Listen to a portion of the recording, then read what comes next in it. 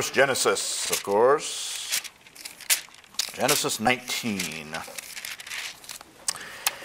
Now, I'm not going to spend a huge amount of time. We don't have all day here on these things, unfortunately, but I do want to point out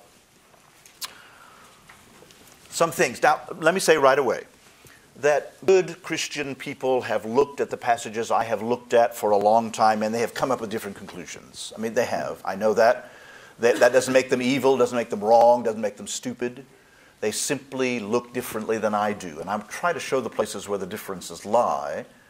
But I have looked at these long and hard too, and I have prayed mightily about them and tried to understand what's at stake here. And this is what I've come up with. So I want to be sure that you understand that I'm not saying this is the definitive way of hearing these things.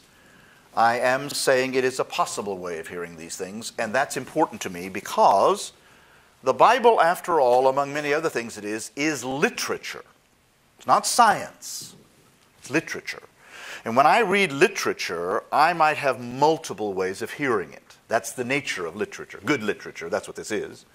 And so it's going to sound differently to various persons, and I'll try to understand that as much as I can, but I will also try to be very firm about what I hear. And so let's begin with Genesis 19, and I'll show you what I hear, at least in this one. Now, you all know this story, of course. It's the story of Sodom and Gomorrah.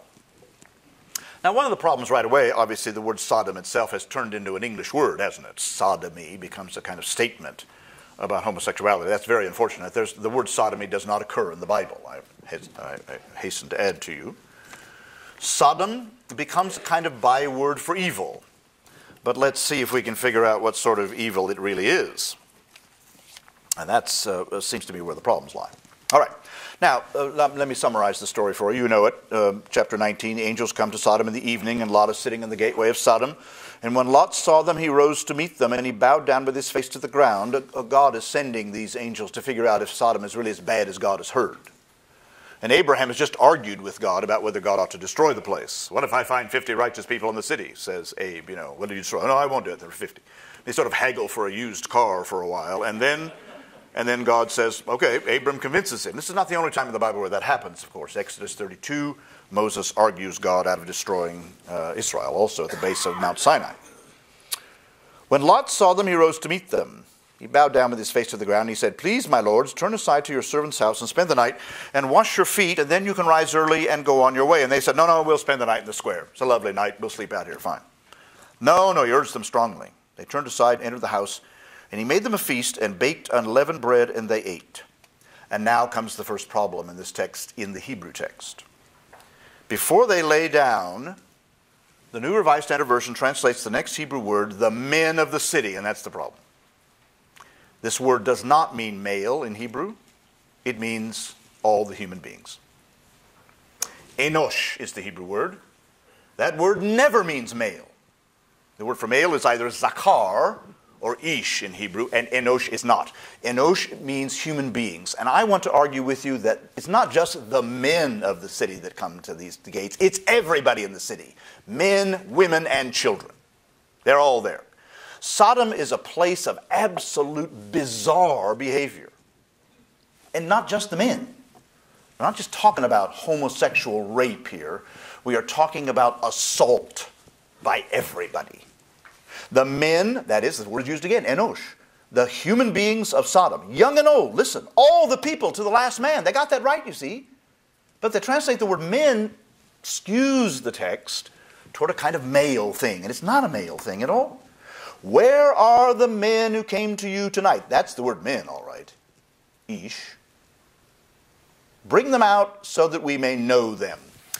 Now, it has been said, of course, and I'm not sure about this, I have the feeling when I read this text, it really is talking about sexuality here.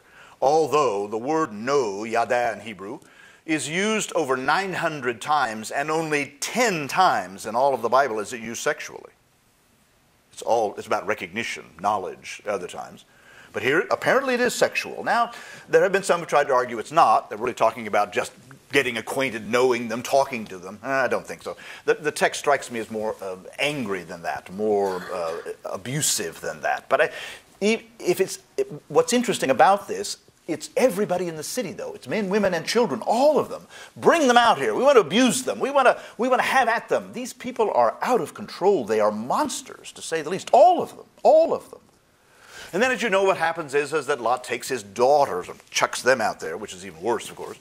And they abuse them all night. This obviously is a feminist text, too, as you can see, clearly.